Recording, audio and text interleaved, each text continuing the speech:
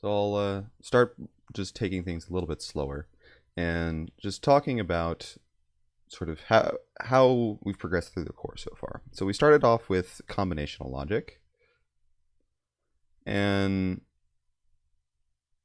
with the combinational logic, what you're pretty much doing is you're going from this truth table, just this thing that takes inputs and always gives the same outputs given the same inputs, and you're just trying to implement those into a circuit. And typically those are given by a table. The thing is that these aren't really complicated. Like combinational circuits are essentially the equivalent of a pure function, if you know what that is. It just, again, it takes an input, produces an output. There's no like side effects, there's no state, there's nothing like that. So how can we sort of make a function that's more complicated? Well, we can also then move on to FSMs, finite state machines. Those are a little bit more complicated. They have some sort of logic in between them, namely in how they progress from one state to the other and what are the inputs and outputs based off of that. And you can represent a lot more things with FSMs. They're a lot more complicated. In fact, because our computers are inherently finite, obviously, like you're not going to have an infinite amount of memory or something like that. A computer can essentially be modeled as an insanely complicated FSM, one with billions of states.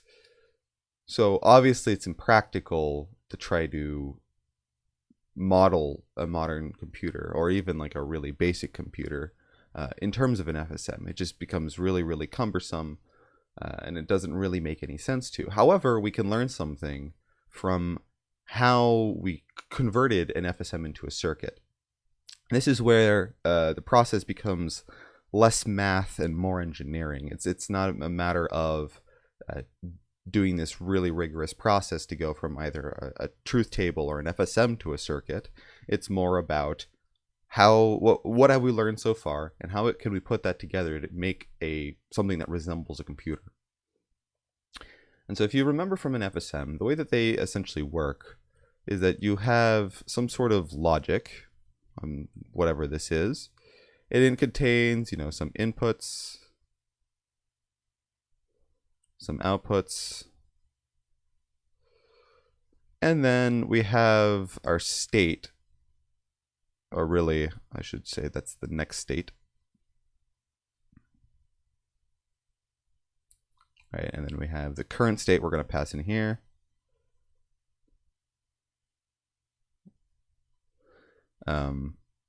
And then we take these and we somehow wire them up to a bank of state variables. So, normally we have multiple wires here if we had multiple D latches or SR latches or whatever. But just at a high level, we've got some sort of logic that can take the current state and do something with them based off of what the input is. And then it produces a next state along with some outputs. And this general idea here you can just, let's say, do this. You can just take a whole bunch of memory, set it up, and then take some way to process that information, wire it up in this manner, and you're going to have what essentially resembles or acts like an FSM or a finite state machine. And so the idea now is how can we take this idea and make something that resembles a modern computer? So what we can do is we'll take some sort of bank of data, we'll call it. These are known as the registers. And this is going to just store the data that you're going to process. So you can read out of the registers and you can write to the registers. I'm going to say that we can read at two different locations at once. That may sound more complicated, but it's not really all that much more complicated to do that. So we'll be able to look at the values at two different locations inside of this register file or at two different registers and then do something with it. And then we could potentially store back into a specific register. So like, maybe we have some lines up here, right? This tells us, this is maybe our A line, our B line, and this is our C line. This tells us where we want to read like what we want to read onto A, right? We can sort of think of these registers as having a whole bunch of different locations, like location 0, location 1, 2.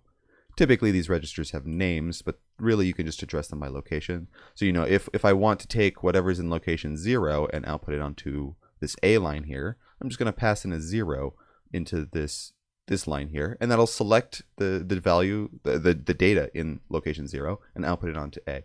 Maybe this is B and this is C, where in C here, instead of saying I want to read this out onto C, it says, well, okay, we'll take whatever data is coming in on C and store it at this location. So if I put a 2 here, it would take whatever data is here and store it in this location. And it's important to keep in mind here that at this point, we're not talking A and B here are not just single Boolean values. We're sort of bumping everything up and starting to talk about processing at full binary numbers. But really, you can just think of this as a whole bunch of different wires next to each other. But you know, we'll say that this is just n bits, or maybe 32 is a common one, or 4 if you want to just think about it a little bit easily. Okay, so we have the register file. We can read 2 values out, and we can write something back in. Well, if we then just have some sort of unit here, I'm going to draw it sort of sideways here, and maybe we can call this unit the ALU. Really, it can be a whole host of things, but for simplicity, we can just say everything's in this ALU here.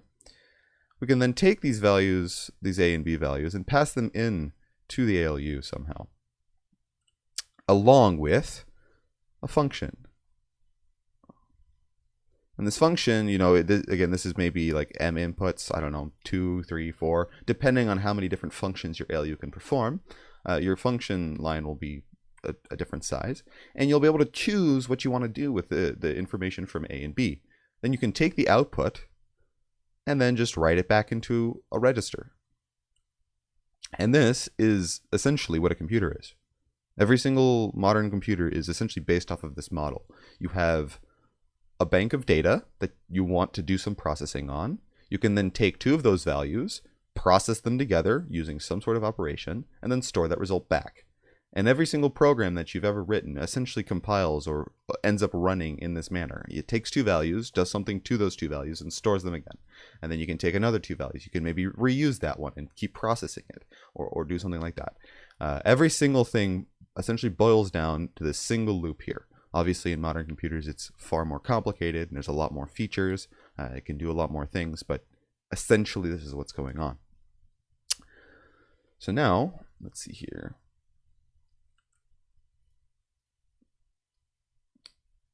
We'll pull these back up.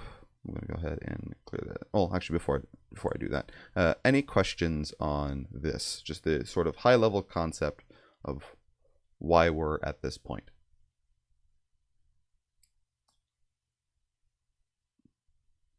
All right.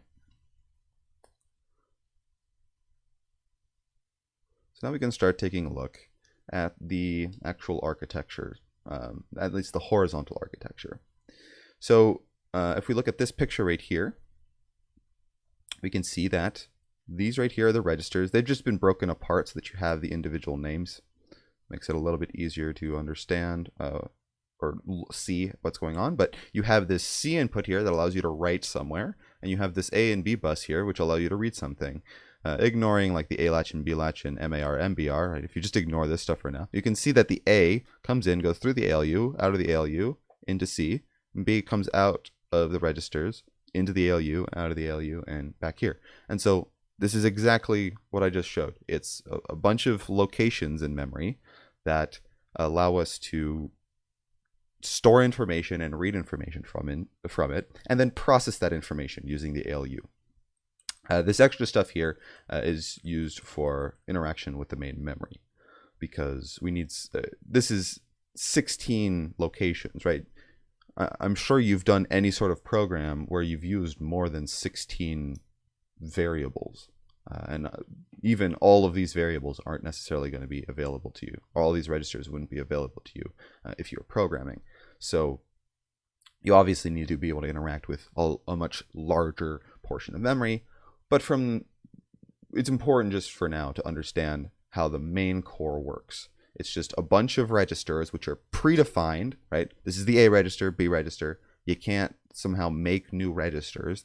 It's fixed for the architecture, and then you have this data moving around in this loop. If we look over here, we can sort of see that same exact loop. So these registers here just map to that, the 16 registers, and you see you have this output A, output B. They go into the ALU and then come back out over here. So we have this we have the data. Let me get some colors. So we have the A data coming out over here, coming through here, over here. The B data coming over here, through here, into there, and then we have the data, the C data, the result of what we're trying to do, coming out of the ALU and out back over here. Yes, so all of this is all CPU. Registers are essentially the only thing that a CPU can actually interact with directly. Everything, if you want to do any sort of operation, that the data that you want to do that operation on has to end up in a register. Then you can do the operation on it. And then if you want to, put it back into the main memory or something, you can. But yeah, these are right in the center of the core, and every single piece of data you process has to first come here. Unless you're just like moving data around in the memory, then it doesn't necessarily have to come to the registers. Depends on the architecture, but yes, all of this stuff is the core of the CPU. Technically, there's a slight difference between CPU and core. This is the core. A CPU is going to include some extra stuff that it needs to interact, but this is albeit very, very basic CPU, and this is the core of a CPU. If you had multiple cores on your CPU, you have to do a lot more work. It's a lot more complicated, but this is the core. This is essentially what's going on in your computer. Although I stress, significantly less complicated than what's actually going on in your laptop or desktop. So yeah, so the idea here, and it looks maybe daunting when you first look at it, but it really isn't all that bad. So you have this thing called the control store. The particulars of how this side of the core works are sort of murky. You don't really need to worry about them, and they're going to be vastly different based off of what you're doing. But you can essentially think of this control store as just storing some information, or maybe the program. It's just storing enough information to be able to read and do some stuff, and then maybe start a program. It doesn't really matter. But you can also just think of it as storing the program. And so what you do is, for this horizontal architecture, you need to be able to control it somehow. You need to be able to, you can hook up this core here, but how does it do anything? It's just got a whole bunch of inputs and outputs and a whole bunch of configurations. You want the computer to be able to manage that itself. Well, how about just as a starting point, instead of trying to make the computer do a whole lot of work for you, how about you just tell the computer exactly what wires need to be on, off, or whatever, and exactly how the entire CPU needs to be set up so that it performs a specific operation. And that's what this slew of different portions of this instruction are. It's essentially saying, well, instead of telling the CPU, hey, I want you to add registers A and B, you say, okay, I want you to read A out onto the A bus. I want you to read B out to the B bus. I want you to send, 0, 0, is that right? Yeah, 0, 0 into this F0 and F1, because that'll set the ALU to addition. You need to set this A0 line to this. You need to set this to the, you literally specifically go across this entire core here, and you set every single line to exactly what you want it to do. And then you say, okay, now just clock through whatever you need to and do exactly what I told you to do, exactly what you were set up to do. You can sort of imagine this like what you might think of computers in the 60s as. You've got this computer that fills an entire room, and you have a whole bunch of switches everywhere.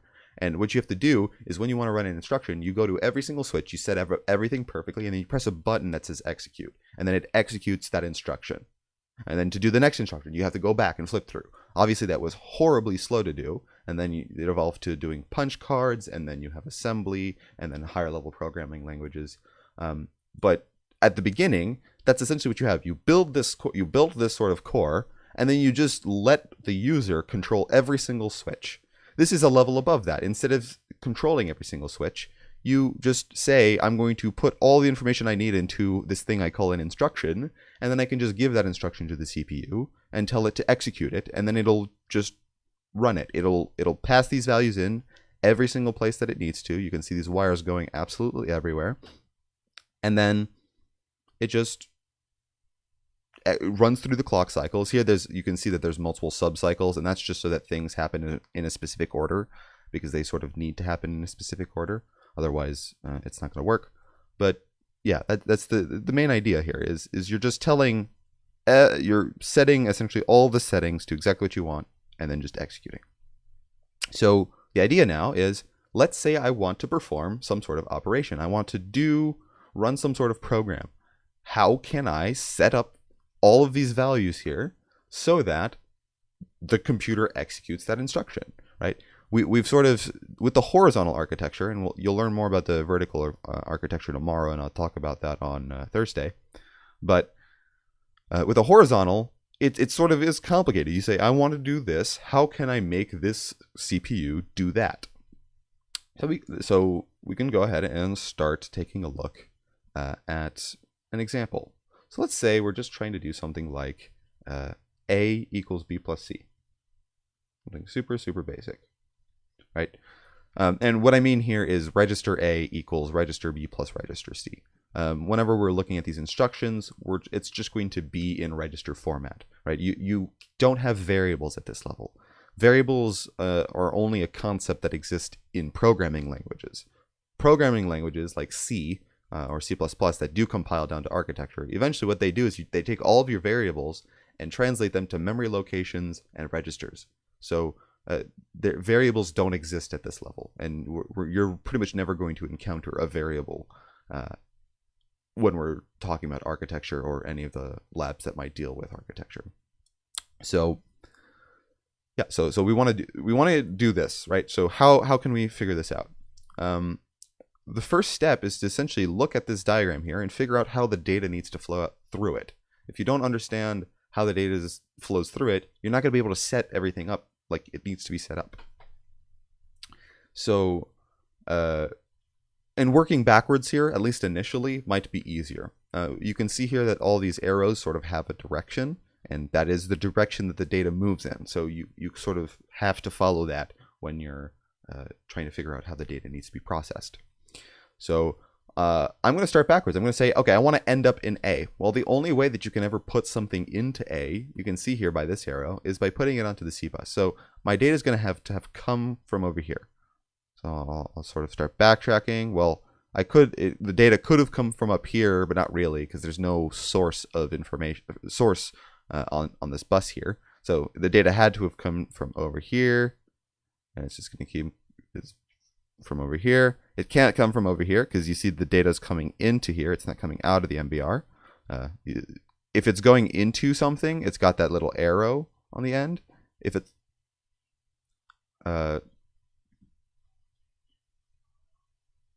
can whoever mute themselves?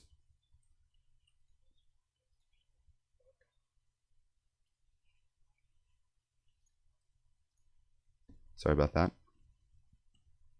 Okay. So yeah, data is going to come. We want it to go to the A bus, so it has to have come from over here. It can't have come from the MBR, so it's going to have come from the ALU. It's going to have to pass through the shifter and come from the ALU. Well, now we're at the ALU, and we can see here that the ALU is going to do every single one of our operations. Any operation or anything that we want to do with our data has to be done in the ALU. Nothing else can process the information.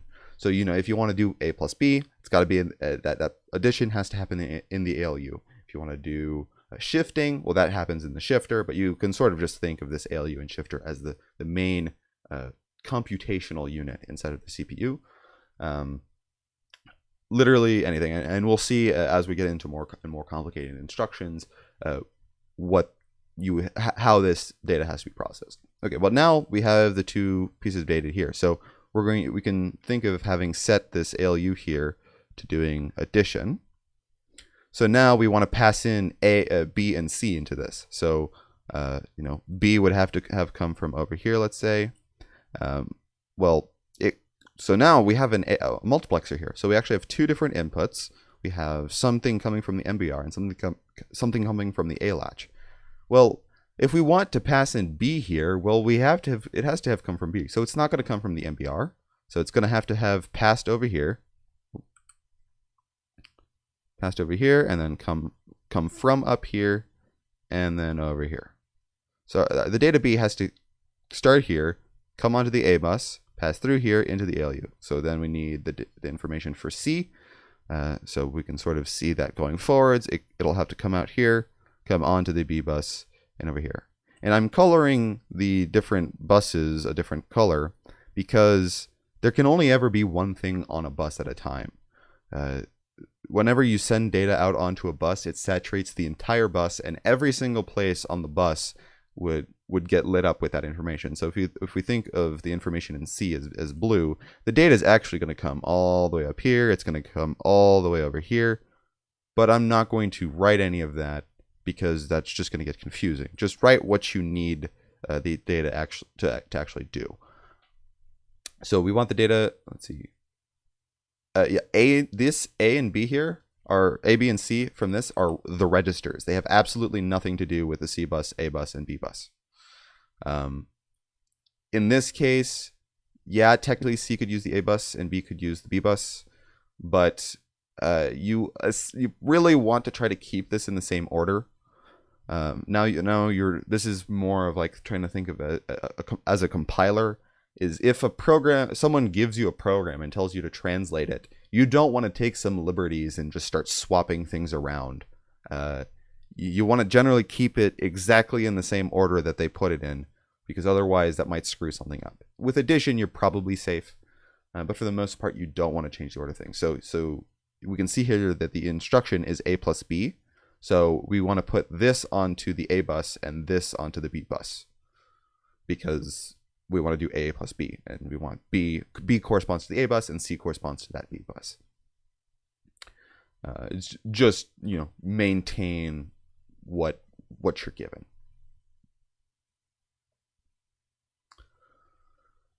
I do see you typing, so I'll wait till you're done.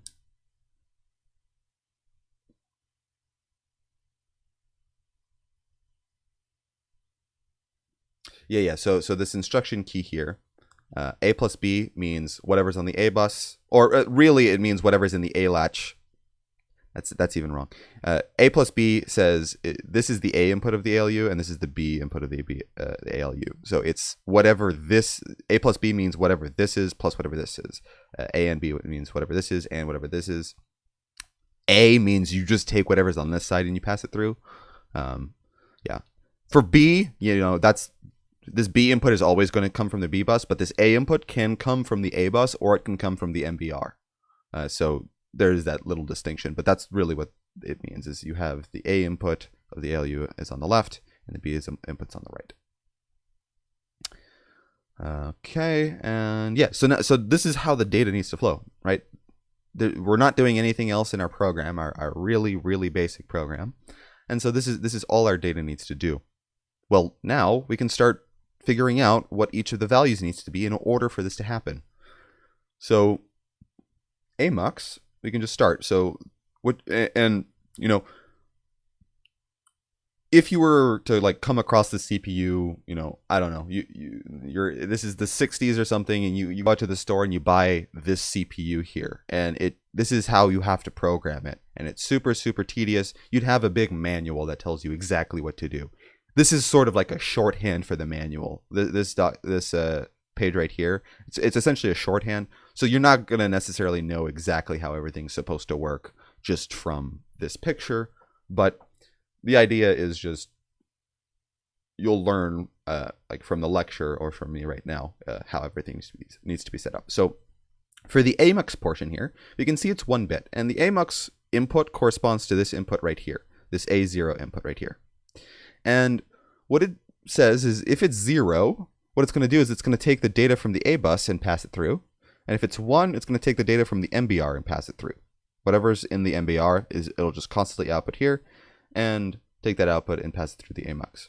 Well, obviously, if we look at how we want the data to flow, right? Because we haven't done anything here. All we've said is this is what we want to happen. To make it happen, we have to fill these out. So we want the data to come from the A bus or from the A latch through the AMUX and into the ALU. Otherwise, we're not going to be processing B, right? If we took the data from over here and processed that, well, we wouldn't be able to read B and C from memory at the same time because we have to do that on the A and B bus. So AMUX here has to be set to 0, right? And we can look at the key here to say, okay, well, if AMUX is 0, that means we're trying to read from the A latch, which is exactly what we want to do. So that's good. That's going to do what we want.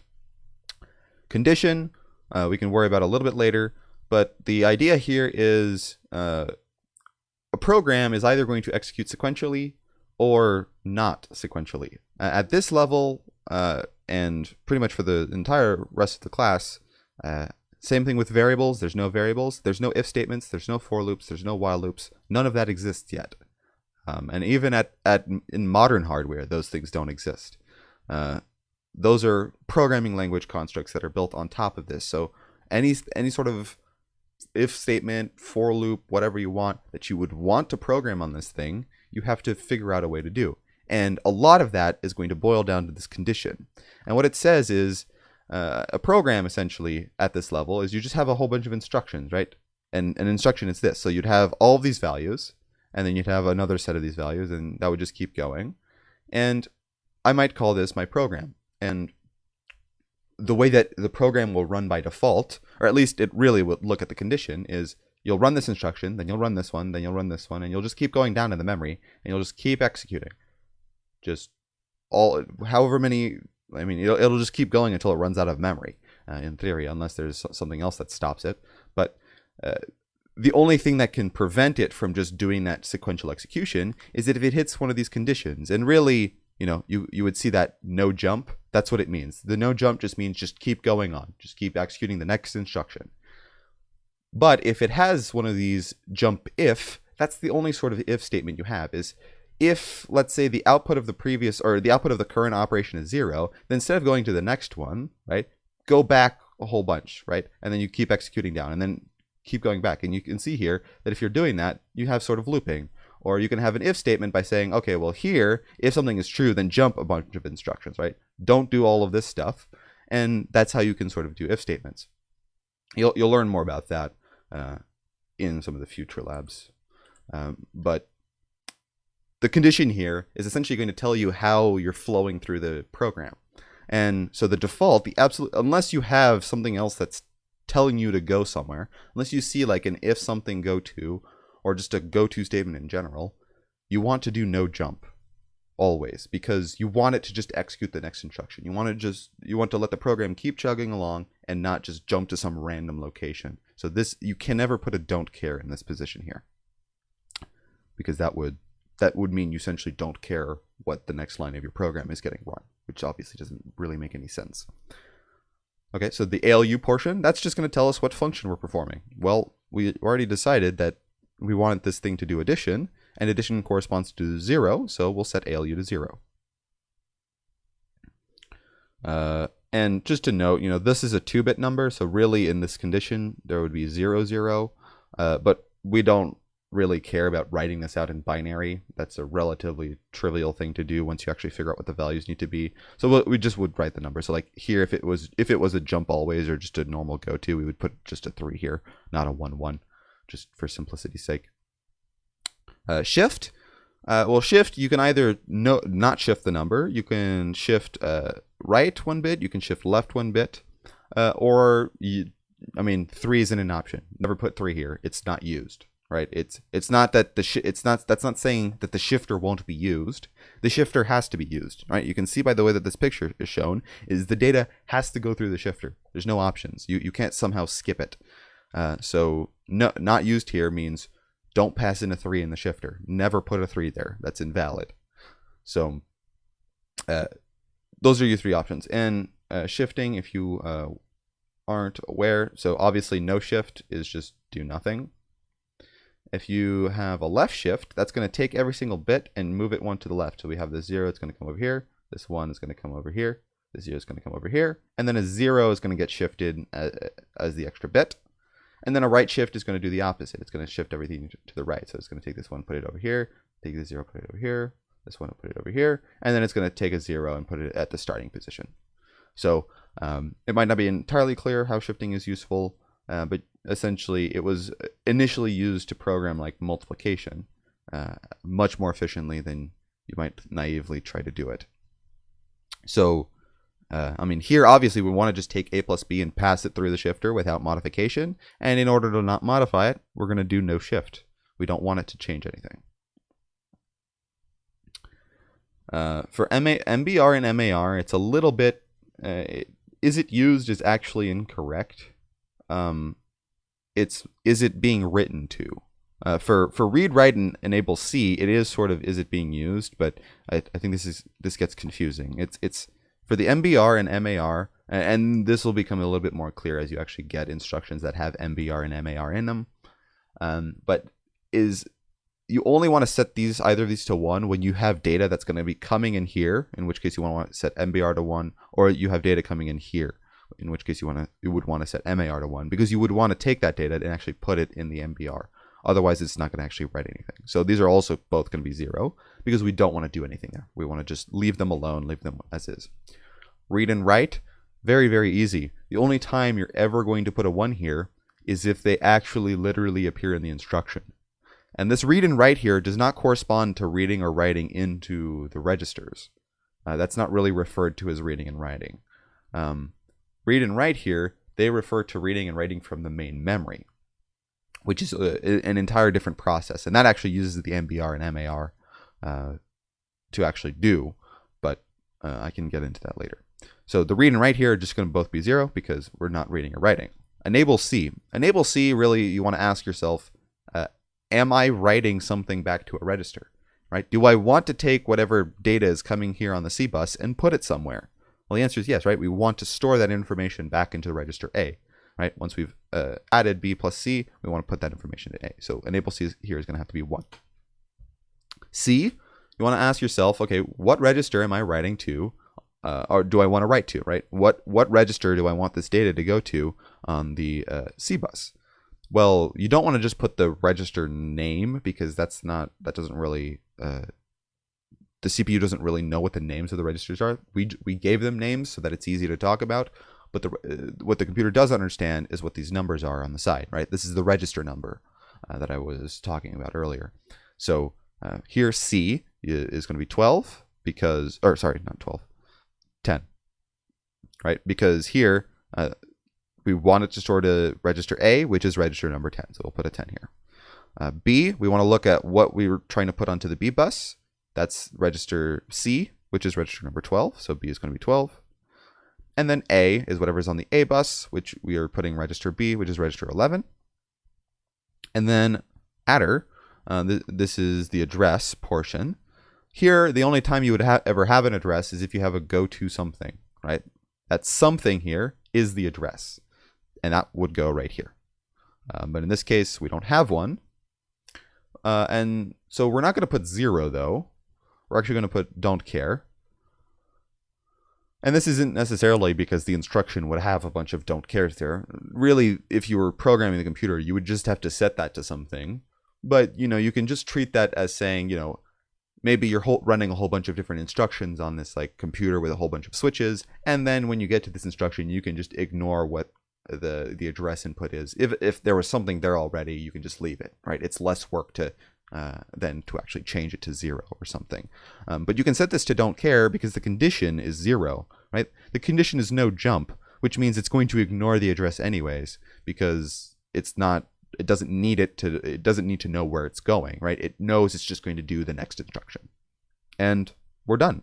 So this right here, if you pass this in as the instruction, and really you could convert this to binary, as I said, right? It would just be a whole bunch of 0s and then some 1s and then some other digits and then some don't cares, but there would be 0s or 1s in reality. And if you pass that into here and then you press that execute button, which is pretty much just do a clock cycle, then it'll do exactly this. It'll take the value in B, the value in C, add them together, and then store that and overwrite whatever's in A. And that's the main idea. That's pretty much how a CPU works. We'll get into the vertical architecture, which essentially simplifies this process drastically. But we'll get to that I'll get to that on Thursday, and you'll learn about that in lecture tomorrow. Any questions on anything so far before I get into any other examples here, just to sort of get a couple of more instructions in.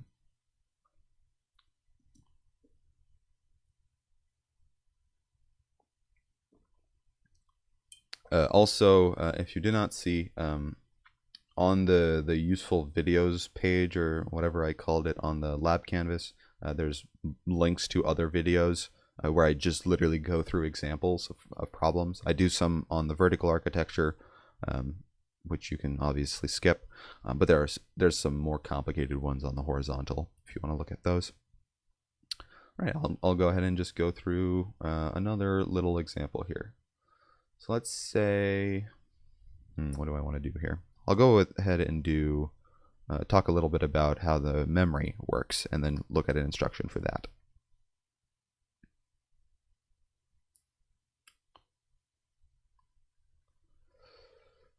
Okay, so we'll perform a read. So for a read, what you want to do is you'll do MAR equals, I don't know, let's say PC, and then read. Now what this is going to do is it's going to take the value of PC, it's going to put it into the MAR. MAR stands for memory address register. And when you do this read operation, somewhere else in the computer, right, you don't really need to worry about how this works. Somewhere else in the computer, it's going to get that read signal. It's going to, and you can see right here, actually in this core here, that the read and write, they just kind of go away. They just go somewhere, and it just sort of, does something somewhere else. And what it's going to do is it's going to look at the value in the MAR, which is PC here, or whatever PC was. It's going to take that value, go into the main memory at that address. It's going to get that data, and it's going to put that data into the MBR. And that's what this read does. Is it that it does that exact process? It looks at whatever value is in the MAR. That's the address that's going to get the value from, and then it goes in the memory, gets that data, and then puts it in the MBR. And you don't really need to worry about the exact way that happens. That'll be covered a little bit later in the semester. But yeah, so we can perform a read from the main memory, and the reason for that is, you have 16 values here, and some of these are like predefined. Like obviously you don't want to overwrite your 0, +1, and -1 registers. Those are just going to hold 0, +1, and -1 constantly, so you can't even overwrite them. PC is not something that you really want to change, because that's what line of the program that you're executing. AC is like a temporary register that can be used to store temporary results. This is the stack pointer, which is usually reserved for doing stack-based operations. If you recall from Java, like primitives are stored on the stack. This is the pointer to the top of that stack. IR, TIR, those are about storing instructions. I'm not actually really sure what these are for specifically, but you can use them whatever. And then these are pretty much your only general purpose ones. So you really only have like 6 variables. That's obviously not enough to write the majority of programs, let alone if you have anything like an array. And so what you really need to do is interact with memory constantly. But again, that's just a little sneak peek into some of the later stuff. Okay, so for this, we just need to figure out how the data needs to flow. So we want to put something into the MAR. So I'll start from the MAR, and I see, okay, well, the data has to have come from over here. It can't have come from over here because, the data is going over here. So it had to have come from up here. And we want the data to have come from PC, so it has to have traveled from over here. And that's it. That's the only data flow that goes on, right? Read is just this thing that you set, and it'll perform that read. So we can go ahead and start filling out the values. So what is AMUX? Well, we don't really care, right? If we read the data from the MBR or from the ALUs, it's going to do what we want it to do because we don't care about what's going on. So we'll go ahead and put a don't care here. Condition. Again, condition should never be 0. Or sorry, should never be don't care. Because if it is, that means you don't care about what your next line of the next line of your program is getting run, right? That doesn't really make any sense. You want your program to execute in a very specific order. So the condition here, we'll just set to 0 by default, right? We have no goto up here, so we'll just set it to 0. ALU, well, we also don't care what happens, right? Because we're not sending any data through. Shifter, also don't care because we're not passing any data through. MBR, well, here, we're saying we don't really care what's happening. So that means we're going to take some sort of data, process it through in some way, and there's going to be some data over here doing something.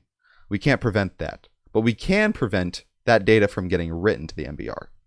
And we'll do that by just setting this MBR portion here to 0. That says, whatever is on this data, on this line right here, don't put it into the MBR. Just leave it as is. MAR, well, here we are taking this data. We're taking this data from PC and we are putting it into the MAR. So that means we want to set this MAR to 1. Read, well, right there, we're performing a read. So we'll set this to 1. We don't see write anywhere here in the instruction. Enable C, this is going to be 0 because we're not putting anything into a register, right? We have no data coming up here trying to go in somewhere, right? So enable C is going to be 0. C then, we can put as don't care, right? This enable C here essentially tells you whether or not you're writing somewhere. So if enable C is 0, that means you're not writing anywhere. And so you don't care what you put for C because nothing is going to get written anyways. So we can put a don't care for C here. For B, we want PC to come out onto this B bus here. PC is register 0, so B is going to be 0. A is going to be don't care because we're not using it. We're not putting anything of interest onto it. And address here is going to be don't care, again, because our condition is 0. We know exactly that we're just going to execute the next instruction. So it doesn't matter what address is because it's going to get ignored anyways. And there you go. This is what you would sort of be expected to put on a test. But, in reality, all these don't cares would be replaced with 0s and 1s based off of, you need to put something there. Any questions on this?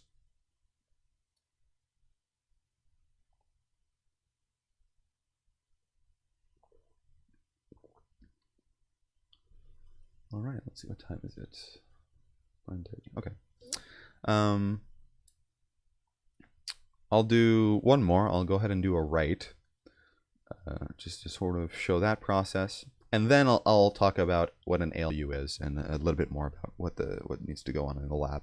So let's say now we're going to do MAR equals A, MBR. MAR equals B, and then write. So this is how you perform a write. So MAR is memory address register. MBR is memory buffer register, which is a little weird, but essentially for a write, you put where you want to write it, where you want to write in the main memory in the MAR, and you want to put the data that you want to write there in the MBR, and then you just do the write, and the write will go to the location specified in the MAR, take the data in the MBR, and put it in the main memory at that location. And that's what that write operation does. Again, this is just like a little introduction. You don't really need to know that super well right now, but you'll learn about it more as the semester goes along. So now, well, here, let's figure out how the data needs to flow.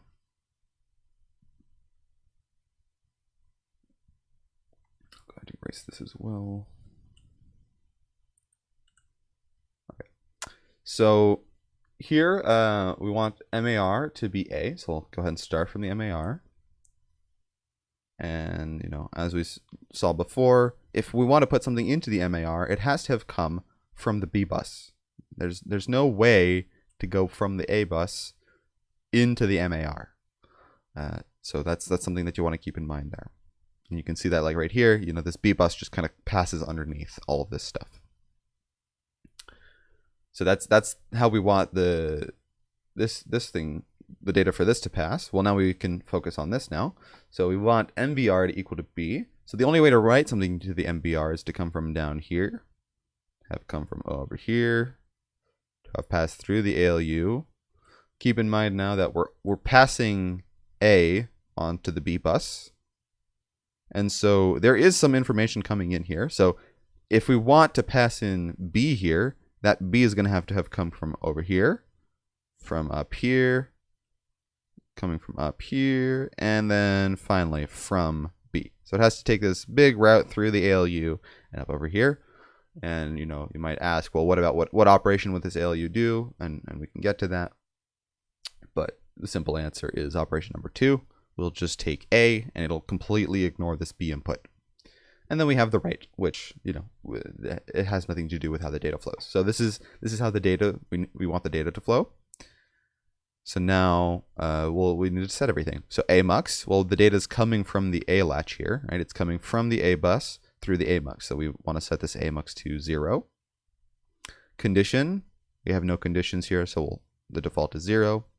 ALU, well, here we have data on the A and the B bus, and we want to make sure that we're only taking the data from the A bus. And so here we'll use operation number 2, because that'll just completely ignore B and just take A and output A. And that seems like a pointless operation, but I mean, you can see how it's being used here. It's being used to sort of write to the MAR and the MBR simultaneously, which is very nice. So then shift, well, we want the data to just pass through the ALU unchanged and pass through the shifter unchanged. So this shift here we're going to set to 0 so that it doesn't do any sort of shifting. MBR, well, here we're putting something into the MBR, right? We're doing MBR equals something. So we want to store data in here, and the only way that we're going to be able to do that is if this is a 1. Same thing for the MAR, right? We're putting something into here. Read, we're not performing a read, but we are performing a write, right? You just look in the instruction for that. Enable C, here we can set it to 0 because we're not putting something into a register. Therefore, C can be don't care because enable C is 0, we're not going to look at the C portion anyways because we're not going to write anything. B, well, what do we want on the B bus? We want register A, which is register number 10. On the A bus, what do we want? We want register B, which is register number 11. And the address here is going to be don't care because our condition is 0. Any questions on this?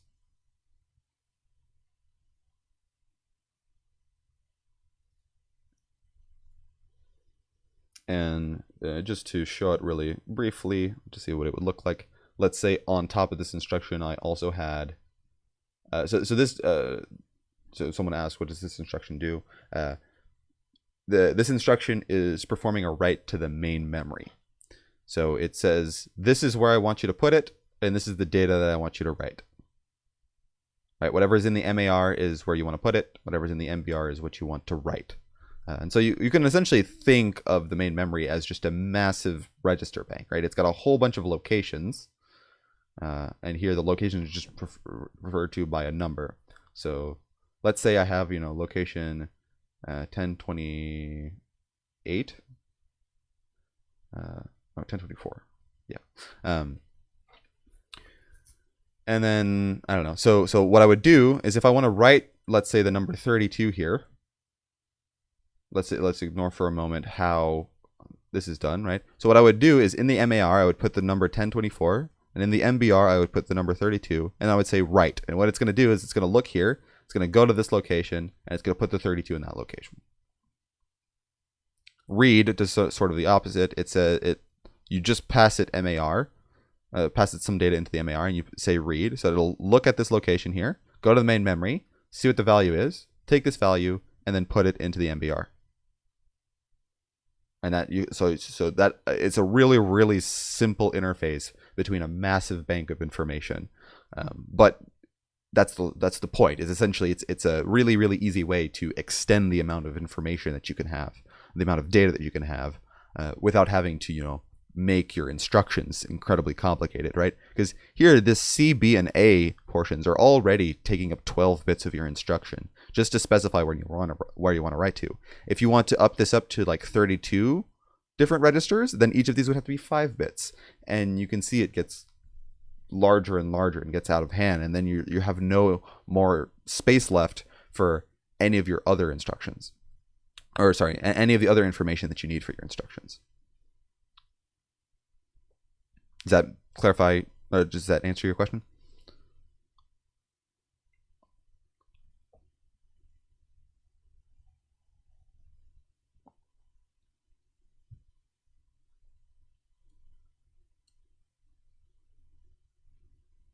Well, the previous one is a read, so it's taking the information from the memory.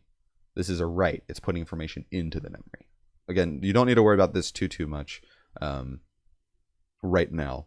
I'm just sort of introducing it at a high level, but essentially, what we're doing here is we're reading information from registers, and then we're writing it back to a different register, right? This is the main loop, and your instructions can only process information within here, right? So, I mean, how do you even get information into the IR register, right? Where is that information even coming from, right? You can't just go into the IR register and set to what you want. It's just the only way you can do it is by taking value from somewhere and putting it in a specific location, or reading from it, right? And the way that you're really going to do that is you're going to have your information and your programs and whatever it is somewhere in the main memory.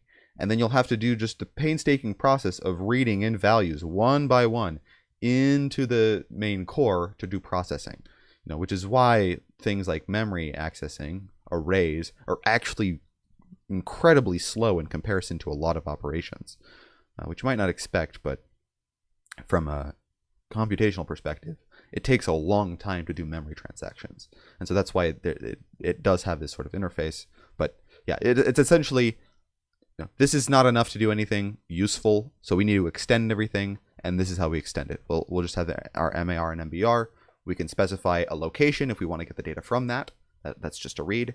And we can specify a location and the data if we want to store something into that massive bank.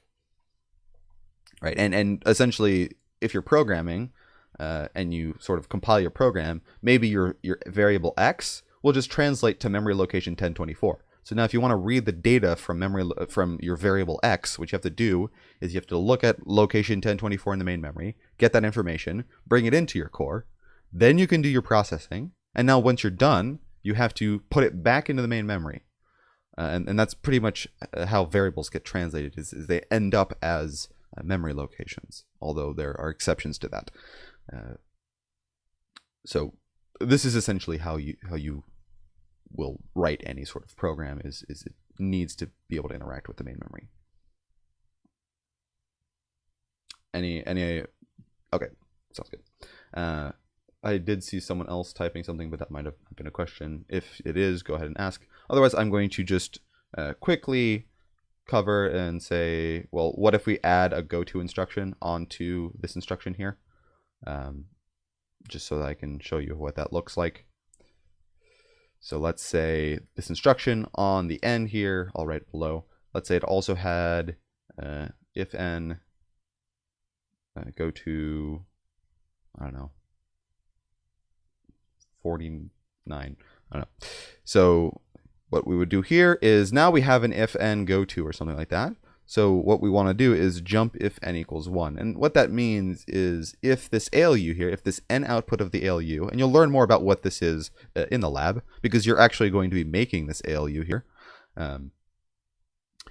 If n, so if the output here of the ALU is negative, then go to 49. So here, condition is going to be 1 now, because we have this if n, and then the address here, that's where we're going to put the 49.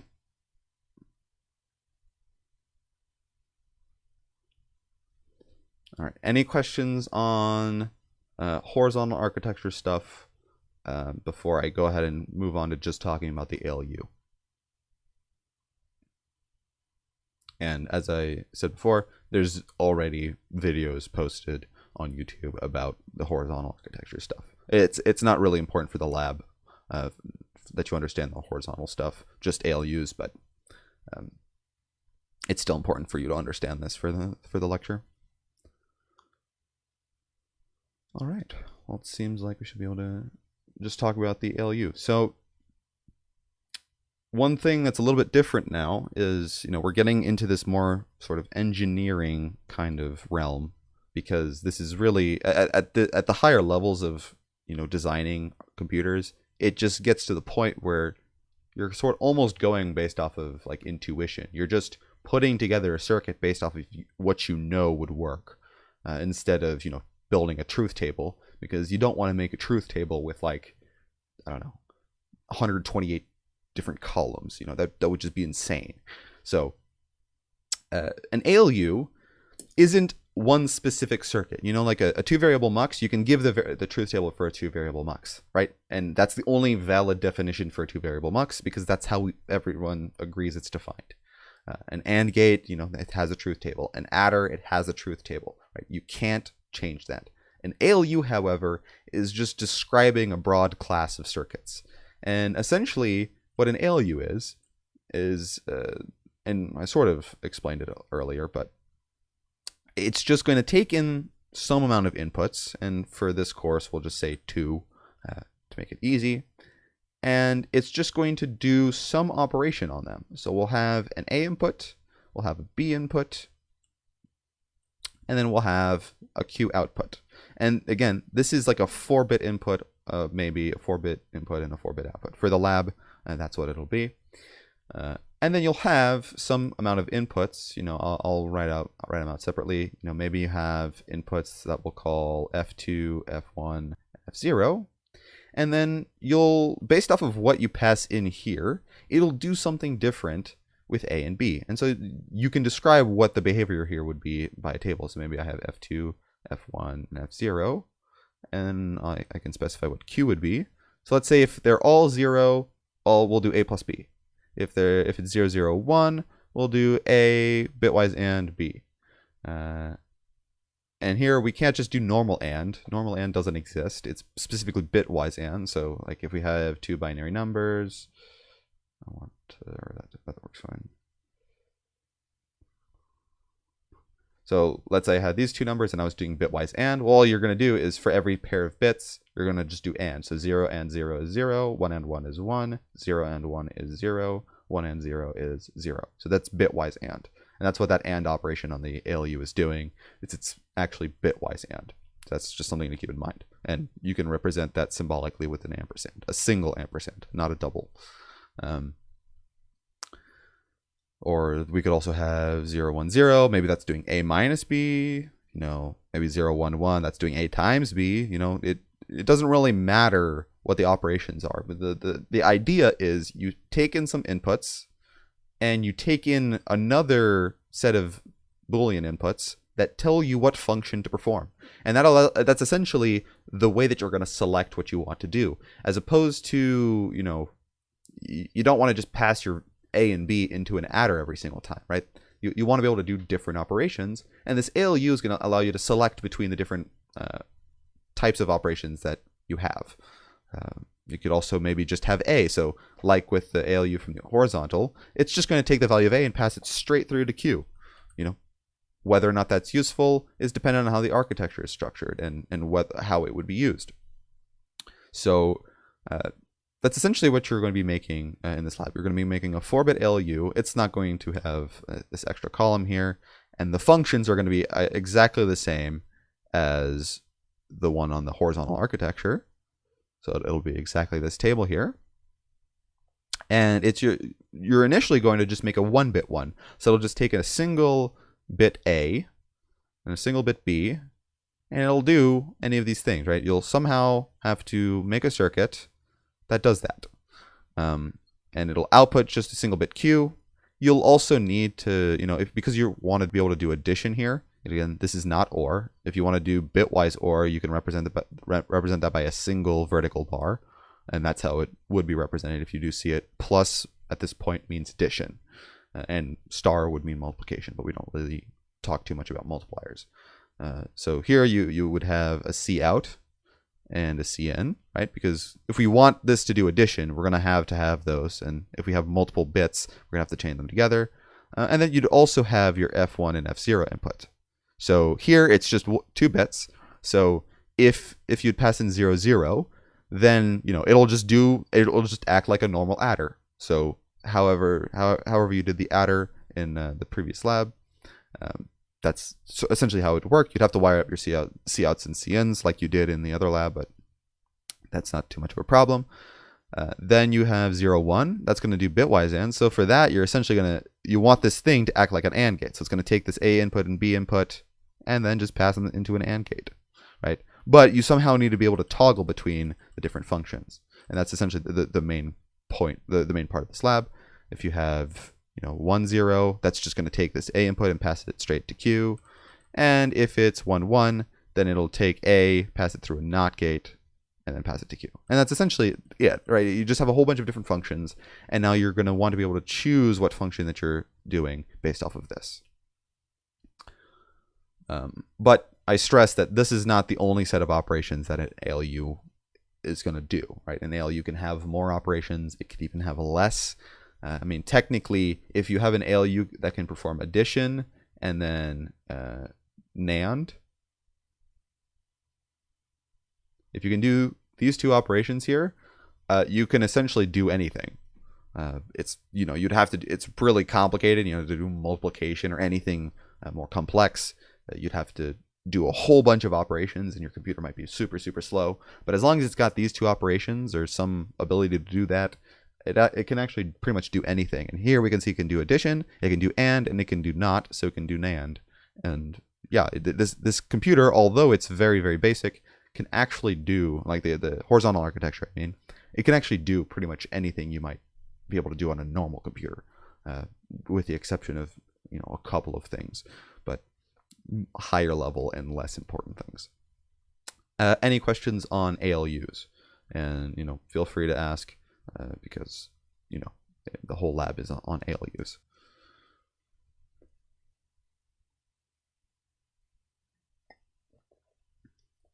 It shouldn't be too big. You're gonna be starting from a 1-bit one, and that 1-bit shouldn't be too complex.